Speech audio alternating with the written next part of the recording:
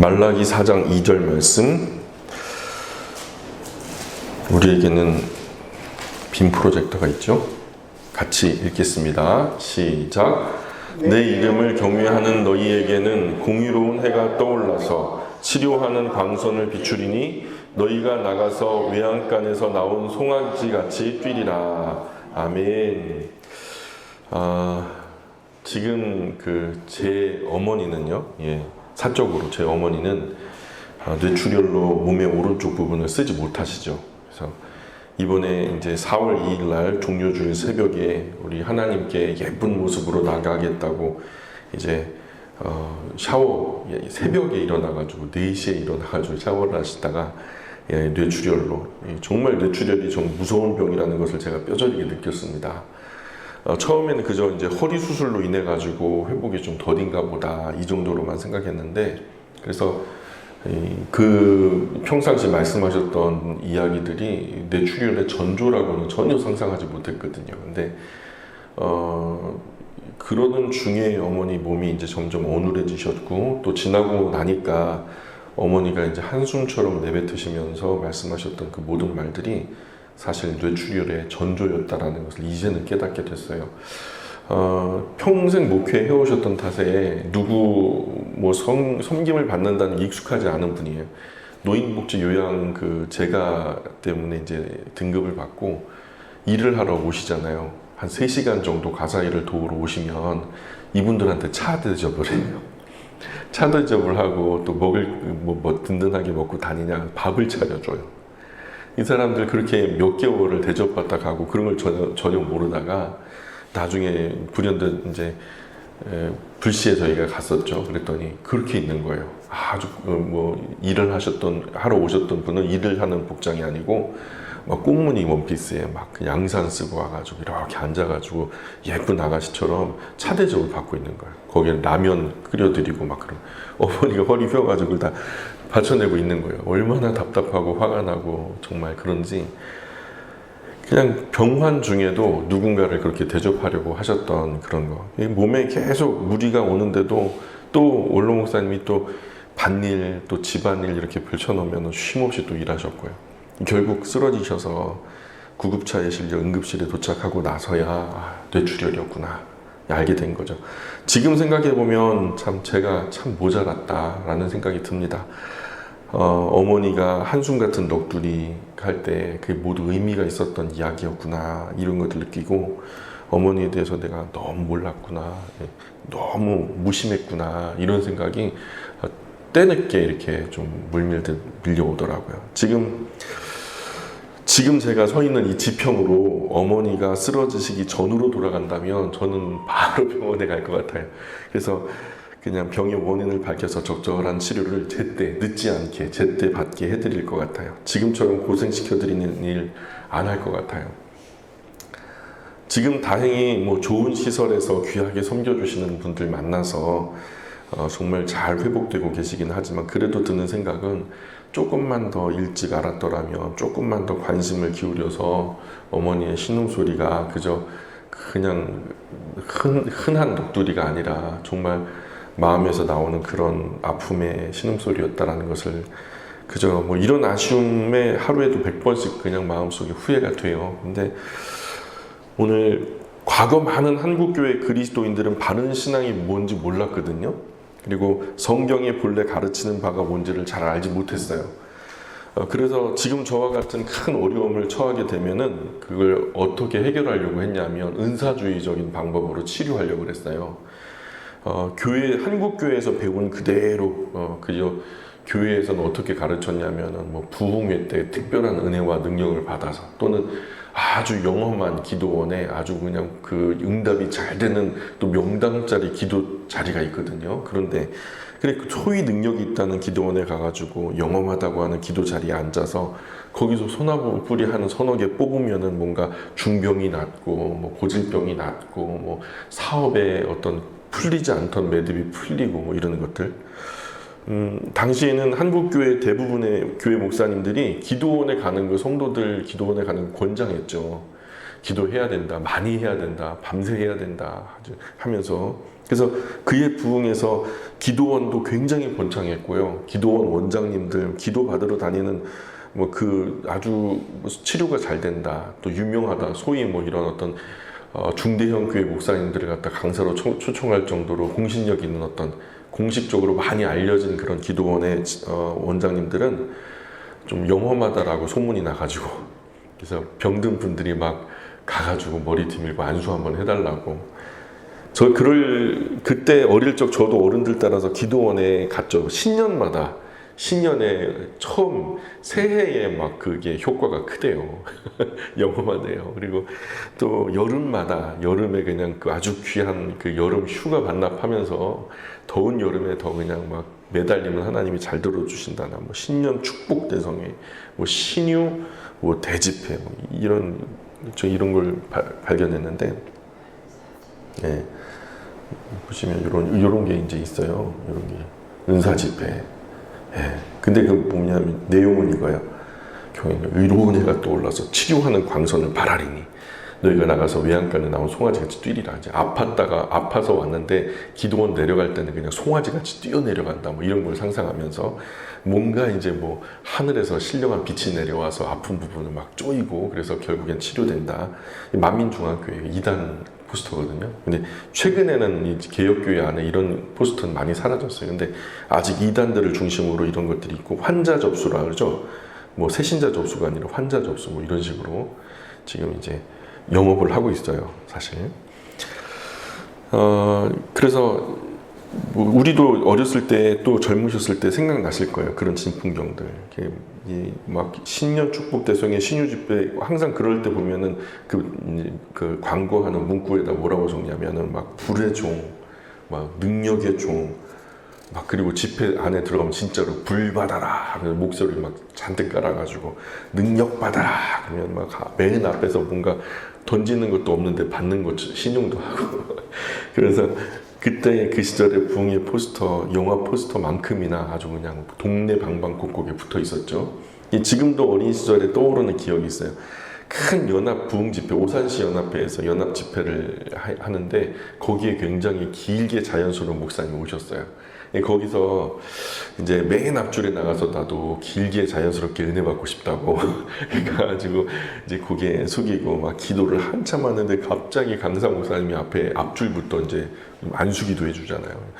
그냥 저는 그때 초등학생인지 막 그랬을 거예요 아마. 근데 갑자기 막 오더니 등을 갖다가 막 쫙 때리는데 어이구 세상에 막 하늘이 번쩍 하더라고요. 막 등을 갖다가 그냥 등짝을 후려치는데 뭐라 기도를 하는데 뭔 소리인지는 하나도 못 알아들었어요. 이런 신앙이 진짜 신앙인 줄로 착각했던 시절도 사실은 있었어요. 그때 그 시절 중병에 걸리면 짐 싸들고 용하다는 기도원에 올라가서 보름 한 달 정도 매일 집회 참석하면서 매달려 가면서 기도하는 것을 당연하게 여겼고요. 또 어떤 강사는 뭐 제가 그런 분도 봤어요. 춤을 춰요. 그 사교춤 아시죠? 이상하게 사교춤을 추는데 찬송하고 맞네. 사교춤을 추는데 찬송하고 맞아요. 그래서 막 찬송을 또 부르는데요. 그 찬송이요. 모든 찬송이 뽕짝이 되는 거예요. 뽕짝 하면서 찬송이 전부 다 느린 찬송도 뽕짝이 되는 줄 저는 그때 처음 알았어요. 참 창의적인 분이셨어요.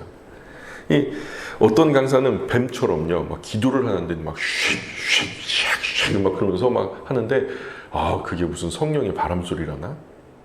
절대 입에서 나오는 것이 아니에요. 성령 하나님이 막 운행하시기 때문에 나오는 소리라고 막 그러면서 아이고 거기다가 뭐 이상한 방언을 갖다 주신다고 랄랄라 해버려 랄랄라 럴럴러 해버려 럴럴러 막 말이 헷갈리게 하고 나중에 이제 입이 확 꼬여버리면 받았다 이렇게.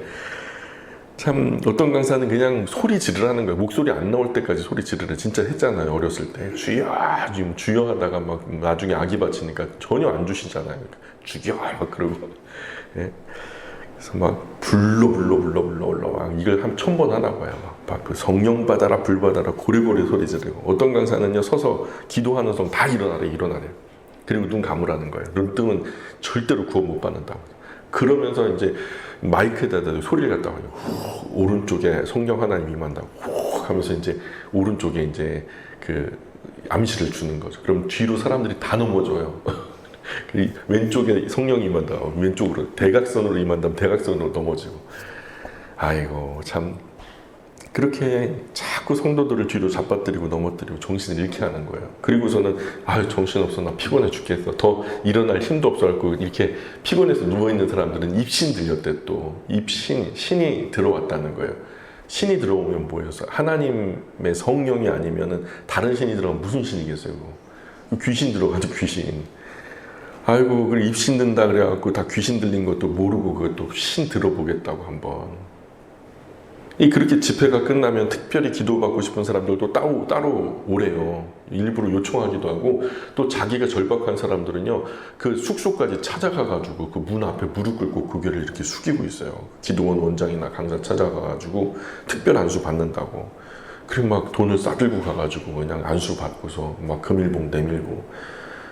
그럼 거기서 항상 해주는 말이 이제 똑같은 거 레파토리가 똑같아요. 몇 구절 안 되는 그 구절 중에 하나 둘 해가지고 정신없이 머리를 막 쥐어 뜯으면서 막 드립다 흔들고 막 그렇게 안 하면 좀 효과가 없는 것처럼 여겨지나 봐. 그래서 막 그래가지고 아파가지고 우는지 서러워서 우는지 막 그렇게 울면서 성령 받았대.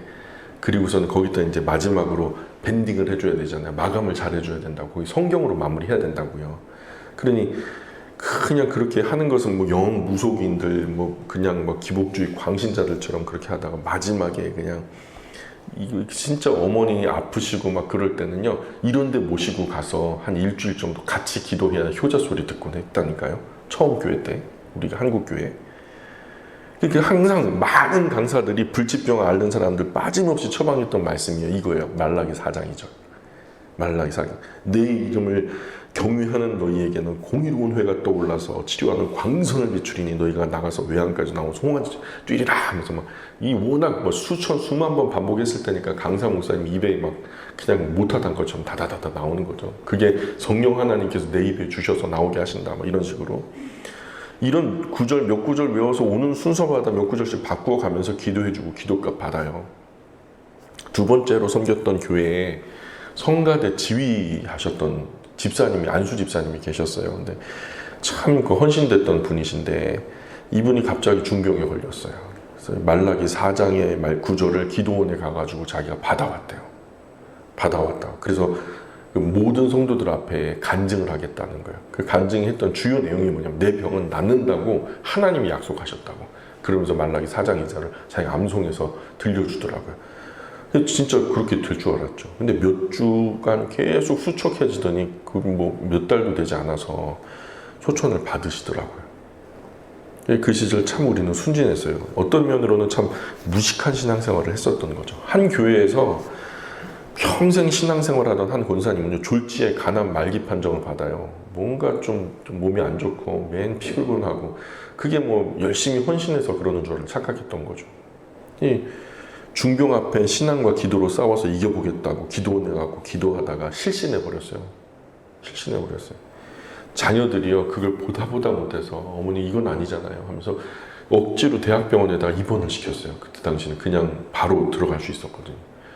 그래가지고 저기 딸인지 그 뭐 자녀 중에 한 분이 간이 이제 맞는다는 거예요. 그래서 이식을 해줘가지고 이 권사님이요 자녀 간 이식 받아서 살았어요. 병원 통해서. 광선 받아서 산 게 아니라. 왜 한국 교회에는 유독 이런 일들이 참 많을까요? 할 말은 많지만 아주 쉽게 쪼려서 말해보자면 그 근본적인 이유는 잘못된 은사주의 때문에 그래요. 성경을 넘어서는 신비한 은사주의 때문에. 하나님 말씀 마치 무당의 신내림식으로 사용하는 그릇된 계시풍도 때문에 이런 것들 때문에 한국교회 모든 성도들, 모든 교회가 정말 바보처럼 당했었거든요. 지난 세기는. 이 시점에서 오늘 우리는 악용 또는 오용되고 있는 이 말라기 중에서도 이 치료하는 광선이라고 하는 이 문구가 과연 정말로 그렇게 사용해도 되는 걸까? 이 말씀 안에서 정확한 그 위치를 찾아보고 그 위치 안에서 바른 의미를 한번 새겨보자. 그런 시간을 가진 거예요. 자, 말라기의 배경과 이 본문의 정황. 그래서 이 말씀을 제대로 이해하기 위해서 무엇보다도 말라기의 배경을 이해해야 돼요. 그 말라기가 말라기라고 하는 스토리가 진행되는 도중에 이 말씀이 나왔으니 그 배경이 어떤 배경 안에서 이런 이야기가 나왔을까? 이 치료하는 광선이 정확하게 가리키고 있는 본문의 정황이 정확하게 드러날 수 있도록 이 치료하는 광선이라고 하는 말의 의미가 더 정확해지겠죠. 그래서 말라기서는 학계 스가랴 선지자와 함께 포로 귀환기에 쓰여진 성경이에요.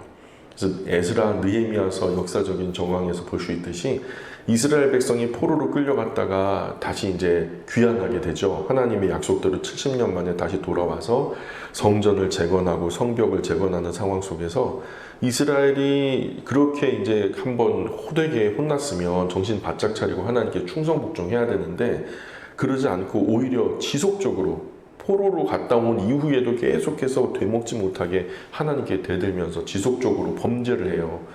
그래서 하나님을 신뢰하지 못해요. 하나님을 오히려 무능력하게 여겨요. 이 선지자는 이런 이스라엘의 불신앙을 지적하고 책망하는 거예요. 그 책망들과 함께 이후에 일어날 어떤 일이 있는데 그 어떤 일에 대한 예언을 담고 있는 책이 바로 말라기서라는 거예요. 그래서 말라기서의 앞부분에는 이스라엘 백성의 악함을 하나님께서 지적해요. 항상 제가 말씀드린 별다방에서 마지막 헤어지기 직전에 부부가 만나서 마지막 대화를 나누는 거예요. 그래서 남편이 먼저 얘기를 하죠. 아무리 기다려도 얘기를 안 하니까. 남편 이게 뭐겠다고 입 딱 걸고서 그냥 절대로 말 안 하니까. 그래서 남편 역할을 하는 하나님이 먼저 어쩔 수 없이 아이고 뭐 내가 져야지 뭐 하면서 입을 벌려서 이거 하나만 생각해라. 너는 진짜 사랑했다. 1000년 동안 모세로부터 1000년 동안 내가 너 정말 사랑했던 거 이거 하나만 기억해달라. 이 패역한 이스라엘이 주께서 어떻게 우리를 사랑하셨습니까? 이 되먹지 못한 이런 이딴 소리를 한단 말이에요. 쾌독하게 따져 묻는단 말이에요. 한번 읽어볼까요? 말라기서 1장 2절 3절. 우리에게는 빔 프로젝터가 있죠? 예, 읽어보겠습니다. 시작. 여호와께서 이르시되 내가 너희를 사랑하였노라 하나 너희는 이르기를 주께서 어떻게 우리를 사랑하셨나이까 하는도다. 나 여호와가 말하노라 에서는 야곱의 형이 아니냐. 그러나 내가 야곱을 사랑하였고 에서는 미워하였으며 그의 산들을 황폐하게 하였고 그의 산업을 광야의 이리들에게 넘겼느니라. 아멘. 야곱은 사랑했고 에서는 미워했다. 오늘 아침에 신발 여러 켤레 중에서 왜 하필 그 신발을 신으셨냐고요. 다른 신발은 미워했고 그 신발은 좋아했으니까 신으신 거잖아요. 하나님이 자유롭게 선택할 의지가 없냐는 거예요. 너는 뭔가 잘나서 선택한 게 아니라 내가 선택했기 때문에 사랑하기로 작정했기 때문에 사랑한 거야. 그리고 이어지는 구절들 먼저 이제 제사장들의 죄악을 지적하거든요. 제사장들 그리고 그 다음에 이제 백성 그 제사장들과 함께 놀아나는 백성들의 죄악을 지적하면서 내용이 전개되는데 패역한 이스라엘은 하나님 앞에 나중에는 하나님 얼마나 하찮게 여기든지 아주 더러운 떡을 하나님께 예배 속에 드려요. 7절 보세요. 7절 1장 7절 시작. 너희가 더러운 떡을 나의 제단에 드리고도 말하기를 우리가 어떻게 주를 더럽게 하였나이까 하는도다. 이는 너희가 여호와의 식탁은 경멸히 여길 것이라 말하기 때문이라. 자, 너희가 여호와의 식탁은 경멸히 여길 것이라. 이게 어떤 의미냐면 그냥 이제 고어로 돼 있으니까 이 이야기가 흐름상에 아무리 이제 여러 번 반복해서 묵상을 해도 잘 드러나지 않으실 거예요. 이 말의 뉘앙스는 뭐냐면 1장 7절 후반에 너희가 여호와의 식탁은 경멸히 여길 것이라. 이게 이렇게 더러운 떡을 하나님께 올리면서도 말은요 어떻게 하냐면 말은 나의 값진 것은 무엇이든지 다 하나님의 것입니다. 다 하나님께 바쳤습니다. 이런 말을 한다는 거예요. 그리고서 지금 바치고 있는 것은 뭐예요? 더러운 떡을 바치고 있는 거예요. 아유 나에게 귀한 건 다 주님 것이지요. 그리고서 실제로 바치는 것은 더러운 떡을 바치더라는 거예요. 눈먼 것, 저는 것. 이렇게 이스라엘에게 푸대접 받는 하나님은 이런 제사 받기 싫대요. 예? 그래서 저들이 헛된 제사를 드리지 못하게 누군가 저들이 제사를 지내러 예배를 드리러 오면 그 예배당 문을 좀 닫아 걸었으면 좋겠대요. 저 성전 문을 닫아 버릴 사람이 있었으면 참 좋겠다고 하나님이 나 저런 예배 진짜 싫은데 받으시는 하나님께서 나 이런 제사 정말 싫은데 10절 볼까요? 시작. 만군의 여호와가 이르노라 너희가 내 제단 위에 헛되이 불사르게 위하여 너희 중에 성전 문을 닫을 자가 있었으면 좋겠도다. 내가 너희를 기뻐하지 아니하며 너희가 손으로 드리는 것을 받지도 아니하리라. 아멘. 또 사람들은요 하나님께 제사 드리는 일을 되게 가볍게 여겨요. 아주 그냥 하찮게. 그래서 하나님께 드리는 제사를 비웃어요. 그리고 훔친 제물로 예배를 드려요. 저는 제물, 병든 제물, 눈먼 제물, 그마저도 이제 제사를 드리면서도 진짜 너무 부담스러워, 너무 번거로워, 너무 귀찮아 하면서 예배를 드리는 거예요. 13절 볼까요? 시작. 만군의 여호와가 이르노라 너희가 또 말하기를 이 일이 얼마나 번거로운 거 하며 코웃음치고 훔칠 문걸과 저는 것 병든 것을 가져왔느니라. 너희가 이같이 봉헌물을 가져오니 내가 그것을 너희 손에서 받겠느냐? 이는 여호와의 말이니라. 자, 하나님을 제사하는 하나님의 백성이 이런 형편없는 제사를 드리면서도 그들의 삶은 어땠을까요? 그들의 삶도 별로 나을 게 없어요. 그들의 삶도 별로 나을 게 없고 늘 그냥 일상 속에서 거짓말은 아주 달아놓는 거예요. 거짓의 아비는 누구냐면 사단이라 그래서 마귀라고요.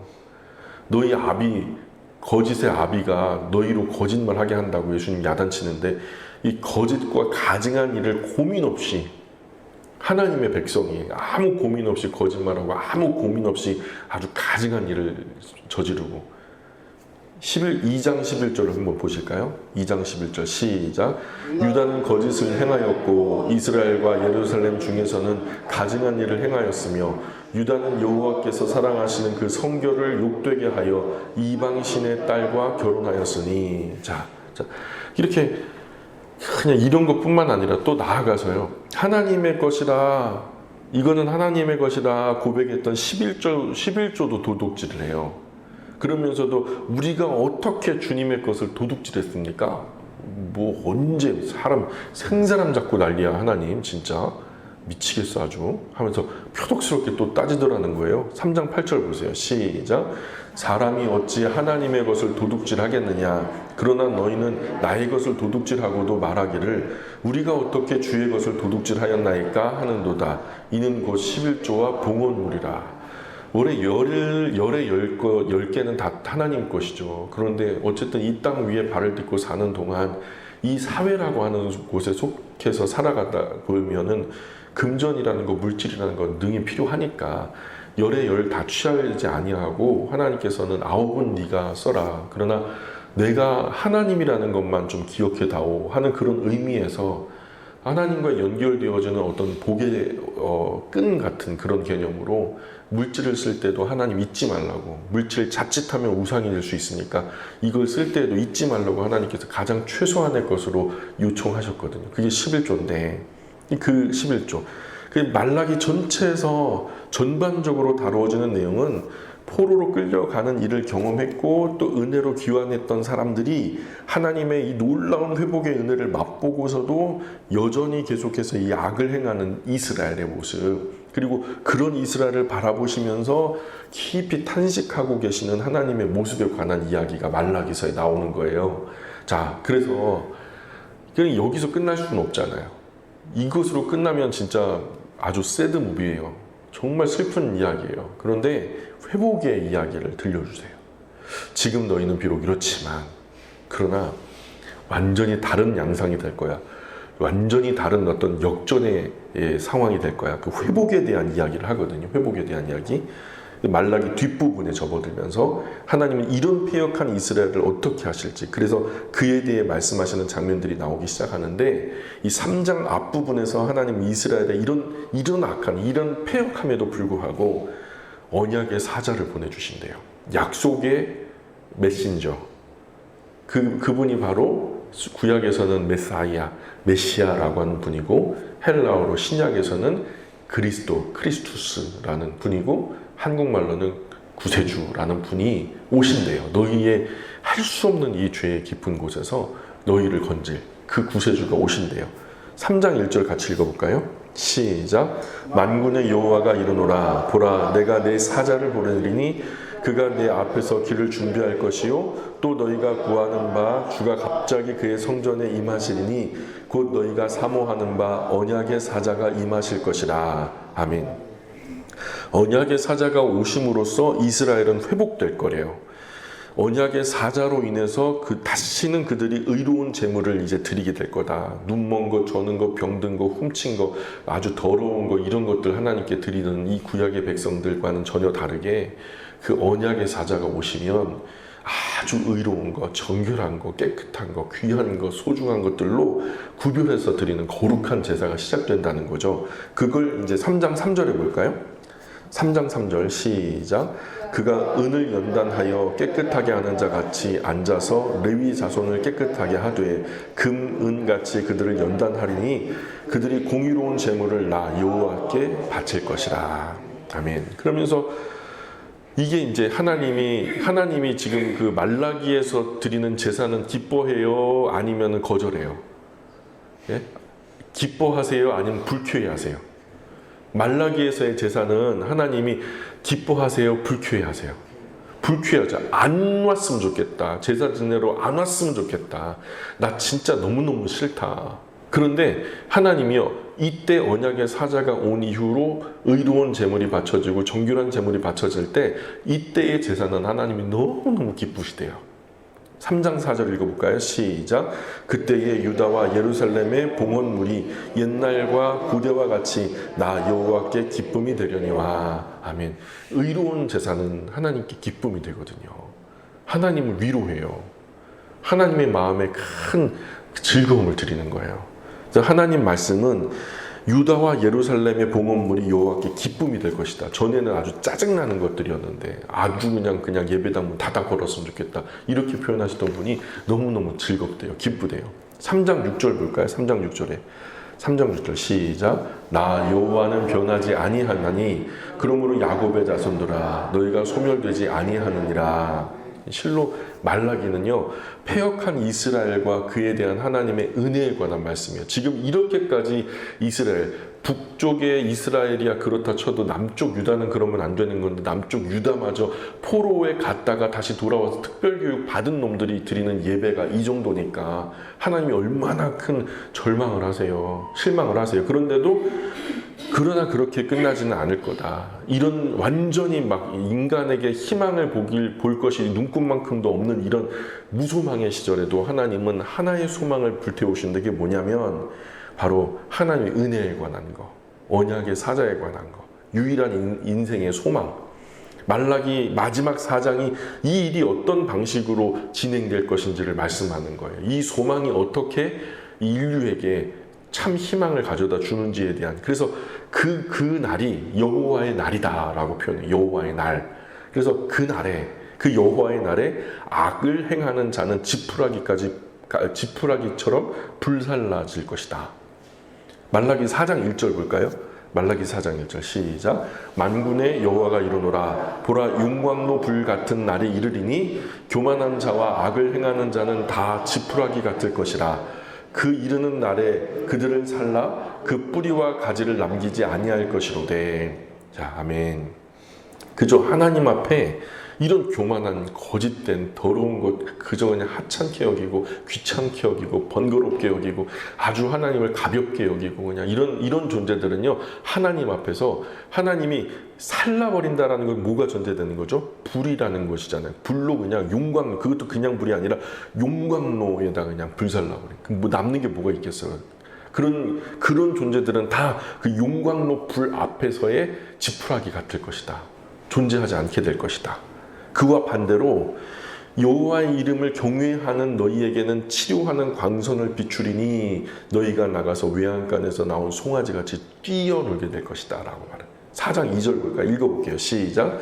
내 이름을 경외하는 너희에게는 공의로운 해가 떠올라서 치료하는 광선을 비추리니 너희가 나가서 외양간에서 나온 송아지같이 뛰리라. 아멘. 자, 여호와의 날은 어떤 날인가요? 여호와의 날은 심판하시는 날, 심판하시는 날과 동시에 구원하시는 날인 거예요. 지푸라기 같은 존재들은 심판의 날이지만 정말로 하나님 앞에 의로운 사람들에게는 구원받는 날이거든요. 이 여호와의 날 사상은 구약에 특히 선지서들에 자주 등장하는 사상이에요. 이 여호와께서 극적으로 임하시는 그날, 이 날은 악한 자들은 심판을 받는 날, 이 날에 의로운 하나님의 백성은 구원을 얻는 날이라는. 그래서 이 구약의 이 여호와의 날, 즉 궁극적 심판의 날에는 신약에서 예수 그리스도께서 오시는 날이라는 거예요. 그래서 예수님께서 여호와의 날을 온전히 성취하시는 성취자가 되셨다. 그 예수님이라고 하는 그 말씀이 육신이 되셔서 이 인류 가운데 이 땅 위에 임하신 그분을 중심으로 이제는 양과 염소가 가려지고 알곡과 가라지가 이제 걸러지고 흙과 백이 나눠지고. 그래서 예수님이 이 옛 이스라엘 향해서 계속적으로 구약의 심판 이미지를 사용하셔요. 이런 구약적 여호와의 날 사상에 비추어서 이해할 수 있는 이야기. 예수님 구원자이시면서 동시에 심판자가 되시는, 구약의 여호와의 날을 성취하시는 성취자 되시는 그 근본이 되시는 분. 사실 말라기 4장 5절 6절 말씀은요, 우리에게 참 익숙한 말씀인데, 여호와의 날이 임할 것과 이 날이 이르기 전에 보내지게 될 선지자 엘리야를 얘기하고 있죠. 곧 복음서에서 세례 요한과 관련해 가지고 우리가 자주 보고 듣던 말씀인데요. 예수님이 친히 세례 요한을 이 엘리야라고 말씀하세요. 엘리야가 누구예요? 엘리야가 다시 온다. 근데 그때 엘리야가 그분의 길을 예비하게 될 것이고, 그분 뒤에 오시는 분이 바로 구약에서 말씀하셨던 오실 그분이다. 성취자 되시는 그분이다. 그 메시아가 되신다. 마태복음 11장 14절 한번 같이 읽어볼까요? 시작. 만일 너희가 즐겨 받을진대 오리라 한 엘리야가 곧 이 사람이니라. 우리가 이 마태복음 11장에 가서 이거 보면 이 사람이라고 말하는 그 사람이 바로 누구냐면 엘리야라고 말하는 사람이 누구냐? 세례자 요한을 말하는 거예요. 제자들 역시 이 사실을 잘 알고 있었어요. 그래서 예수님께 질문하죠. 예수님은 이에 관해서 세례자 요한이 엘리야로 이미 왔다라고 말씀하세요. 선언하듯이. 예수님은 그 자신이 예고된 대로 그 엘리야 뒤에 오시는 그분, 그 자신이라고 자기를 나타내 보이셔요. 그래서 여호와의 날을 성취하시는 자이심을 직접 자기 입술로 고백하시기를. 마태복음 17장 10절 보세요.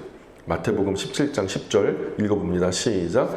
제자들이 물어 이르되 그러면 어찌하여 서기관들이 엘리야가 먼저 와야 하리라 하나이까? 예수께서 대답하여 이르시되 엘리야가 과연 먼저 와서 모든 일을 회복하리라. 내가 너희에게 말하노니 엘리야가 이미 왔으되 사람들이 알지 못하고 임의로 대우하였도다. 인자도 이와 같이 그들에게 고난을 받으리라 하시니. 아멘. 그래서 누가복음 1장 17절 말씀은 세례자 요한이 탄생할 때 이제 천사가 이제 수태고지를 하잖아요. 예수님처럼 이제 이 세례자 요한이 태어난다. 아주 직접적으로 그가 말라기에 나오는 먼저 보내지게 될 선지자 바로 그 엘리야다라고 선언하는 장면이 나와요. 누가복음 1장 17절도 보세요. 누가복음 1장 17절 시작. 그가 또 엘리야의 심령과 능력으로 주 앞에 먼저 와서 아버지의 마음을 자식에게 거스르는 자를 의인의 슬기에 돌아오게 하고 주를 위하여 세운 백성을 준비하리라. 아멘. 자, 잘 들어보세요. 말라기와 신약의 이런 관련성을 생각해 볼 때 말라기 4장 2절에서 나타난 치료의 광선, 치료하는 광선은 명백하게 예수 그리스도를 말씀하는 거예요. 치료하는 광선은 바로 예수 그리스도예요. 그래서 말라기 4장을 펴서 다시 한번 2절에 치료하는 광선의 본문이요. 이후에 4절부터 6절까지 선지자 엘리야에 관한 말씀을 읽어보세요. 그러면 그 선지자 엘리야로 인하여 준비되어지고 그 후에 오시는 성취하시는 분 예수님, 이 두 본문을 아무런 연관성 없이 쪼개서 생각하지 않고서는 어떤 방식으로도 이 본문이 신약에서 우리가 너무나 잘 알고 있는 예수 그리스도가 그 앞서 그분의 길을 예비하러 오셨던 이 세례자 요한에 관한 말씀이 아니라고 말할 수 없어요. 뒤에 말하는 것이 세례자 요한이 확실하다면 앞에 있는 것은 무조건 100%, 1000%, 1000% 예수 그리스도가 맞단 말이에요. 여기까지 이해가세요? 자, 그런데도 마치 과연 이 말씀을 병 고치는 것을 위해서 마치 하늘에서 어떤 광선이 막 그냥 레이저 빔처럼 쏟아져 내려가지고 병이 걸려져 있는 그 어떤 부분을 막 쏘이면서 병이 고쳐지는 것처럼 그렇게 신비하고 기적적으로 읽을 수 있는 것인가? 이 본문은 포로 귀환 후 패역한 이들에게 이제 앞으로 오실 메시아를 통해서 이루어질 이스라엘의 회복에 관한 이 말씀, 인류의 구원에 관한 이 말씀이 이 본문인데, 또 그분이 오시기 전에 앞서 오게 될 엘리야와 관련하여서만 말씀이 되는 본문인데, 엘리야 말고 여기다가 엘리야에다가 세례주자 요한 말고 다른 사람 입힐 수 있어요, 없어요? 입힐 수 없다면은 치료하는 광선에도 예수님 말고는 다른 존재를 입힐 수 없는 거예요. 다른 어떤 능력을 입힐 수도 없는 거예요. 말라기 치료하는 광선은 곧 그 비추는 때는 예수 그리스도께서 이 땅 위에 오시는 바로 이 사건 외에 다른 방법으로 설명할 수 없어요. 빛이 있으되, 빛이 이 땅에 왔다. 바로 그 모티브가 이건 거예요. 치료하는 광선, 인류를 죄에서, 영원한 죄의 멸망에서 그것을 완전한 하나님의 의로 건져주실 구원자. 이 치료는 육체의 치료가 아니라 우리 영원히 죽게 될 우리 인류에 관한 치료라는 거예요. 죄에 대한 치료라는 거예요. 암에 관한 치료가 아니에요. 뇌출혈에 관한 치료가 아니라고요. 그러면 구체적으로 이 치료하는 광선이 뭘 말하는 걸까? 일단 먼저 우리가 생각해 봐야 될 것은 이 광선이라는 단어, 히브리어 원어에는 이 광선이라는 말이 안 나와요. 원래 성경에는요, 이 광선이란 말이 아니라 한국 성경에만 이게 나오는데요. 히브리어에 있는 히브리어 성경 원전에는요, 광선에 해당하는 부분이 히브리어로 까나프라는 단어로 써 있어요. 까나프는요, 날개란 뜻이에요, 날개. 예. 그래서 보통 사람들이 이 구절 읽을 때마다 마치 하늘에서 어떤 신비한 어떤 치료의 빛이 쏟아져서 레이저 빛이나 원적외선으로 막 치료를 하듯이 자기에게 막 쏟아져 내리는 치료의 빛을 상상하는데, 그러나 원문에서는 광선이 비추인다기보다는 하나님이 이스라엘을 이집트에서 건져주신 것을 표현할 때 출애굽기 19장 4절에 보면은 내가 독수리의 날개로 너희를 업어 내게로 인도하였다. 예? 이렇게 말씀하시면서 하나님이 그 독수리 새끼를 날개로 받아 자기의 능력으로 날 수 없었던 이스라엘을 젖과 꿀이 흐르는 땅으로 옮겨 놓은 것을 말씀하실 때 그런 모양으로 하고요. 한번 읽어볼까요? 출애굽기 19장 4절 시작. 내가 애굽 사람에게 어떻게 행하였음과 내가 어떻게 독수리 날개로 너희를 업어 내게로 인도하였음을 너희가 보았느니라. 또 룻기에도 보시면요, 룻기에도 이제 룻이라고 하는 여인이요, 남편도 죽었어요. 그리고 이제 시아버지도 죽었어요. 뭐 더 이상 이 가문에는 소망이 없어요. 그런데도 이 시어머니가 섬기는 하나님 나도 섬기겠다. 그러니까 나를 쫓아버리면 하나님께 내가 저주를 받아 죽으니까 나 쫓으려면 뭐 하나님 저주 받을 생각하고 쫓아든지 막 그렇게 하거든요. 결국에는 시어머니 따라가가지고 이스라엘로 와가지고 결국 그 귀한 그 존재인 보아스를 만나게 되잖아요. 보아스가 그 소문을 들은 거예요. 예, 그 시어머니 노모를 모시려고. 뭐 오르바가 가버리는 거 자기가 어떻게 해. 그러니까 뭐 노인 혼자 보낼 수는 없는 일이고. 그래서 이 보아스가 이런 어떤 선한 마음을 가지고 시어머니를 선대하는 이 마음의 귀한 부분을 알고서는요, 그가 축복하기를 어떻게 축복하냐면 이렇게 축복해요. 룻기 2장 12절의 말씀 한번 읽어볼까요? 시작. 여호와께서 네가 행한 일에 보답하시기를 원하며 이스라엘 하나님 여호와께서 그의 날개 아래에 보호를 받으러 온 네게 온전한 상 주시기를 원하노라. 아멘. 자, 여호와께서 그 날개 아래에 보호받으러 온 너에게 온전한 상 주시기를 원한다.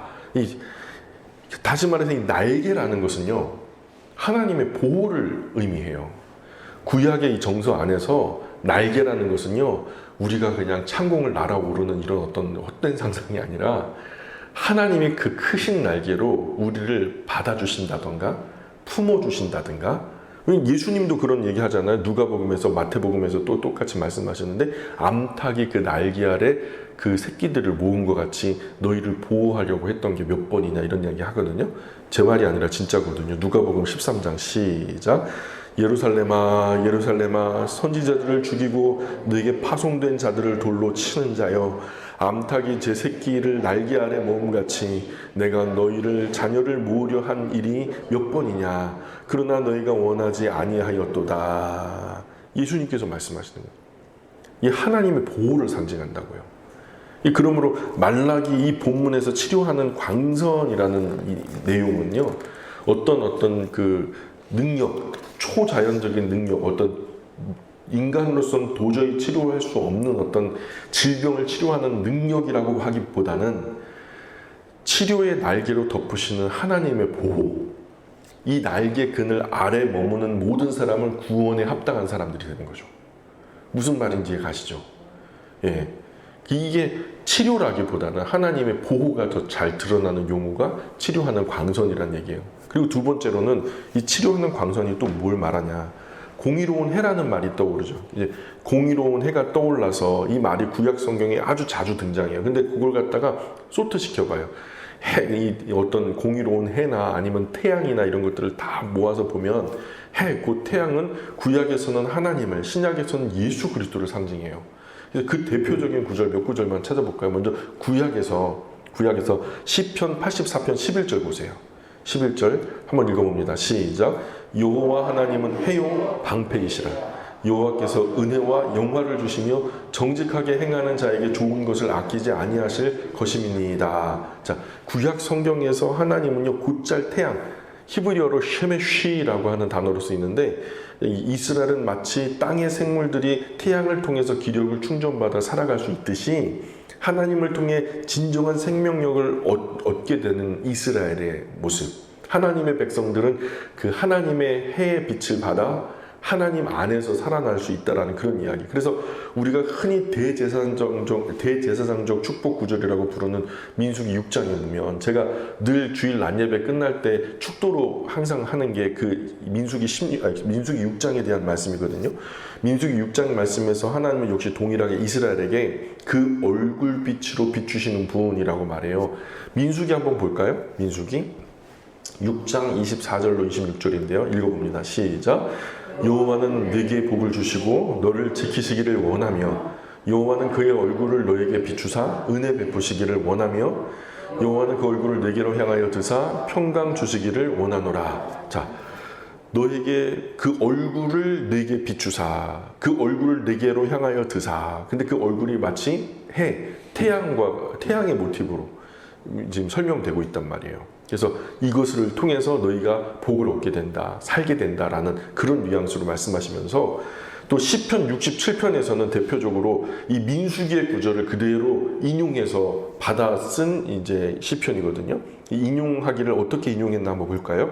시편 67편 1절 2절 시작. 하나님은 우리에게 은혜를 베푸사 복을 주시고 그의 얼굴빛을 우리에게 비추사 셀라 주의 도를 땅 위에 주의 구원을 모든 나라에게 알리소서. 자, 얼굴빛, 이게 마치 해가 식물들에게, 동물들에게 비추는 것 같은. 그러므로 구약의 성도들은 하나님이 자신에게서 얼굴빛을 감추실까 봐 두려워해요. 범죄한 다윗이 그 얼굴빛을 나에게서 이렇게 좀 가리실까 봐 이게 너무너무 두려운 거예요. 그래서 이 시편 13편 1절에 보면은 이 범죄한 다윗이요, 이 너무 서러워요. 너무 슬퍼요. 왜 슬픈가? 읽어볼까요? 시작. 여호와여 어느 때까지니까 나를 영원히 잊으시나이까? 주의 얼굴을 나에게서 어느 때까지 숨기시겠나이까? 하면서 범죄한 다윗이 하나님 얼굴 좀 나에게 비춰주요. 아니면 죽습니다. 저는요. 하나님이 나를 바라봐 주지 않으면, 그 해와 같은 빛을 나에게 쏟아주시지 않으면요, 나는 죽어요. 그 얼굴빛을 나에게서 걷어가지 마세요. 이런 얘기죠.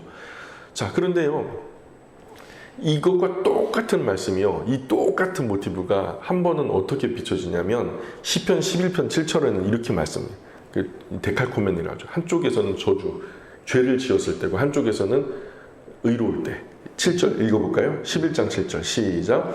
여호와는 의로우사 의로운 일을 좋아하시나니 정직한 자는 그의 얼굴을 배우리로다. 그죠? 그 얼굴을 배우리로다. 이건 참 복인 거예요. 다윗은 항상 이렇게 되기를 바라고 원하고 기뻐해요. 자, 그래서 이 구약 성경에서 의로운 태양이라는 말은요, 명백하게 하나님을 가리켜요. 하나님은.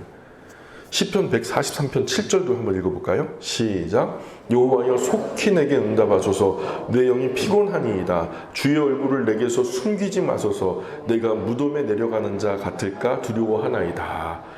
하나님이 나 바라봐 주지 않으면 나 죽는다는 거예요, 자꾸. 이런 뉘앙스는 신약에서도 다르지 않다는 거예요.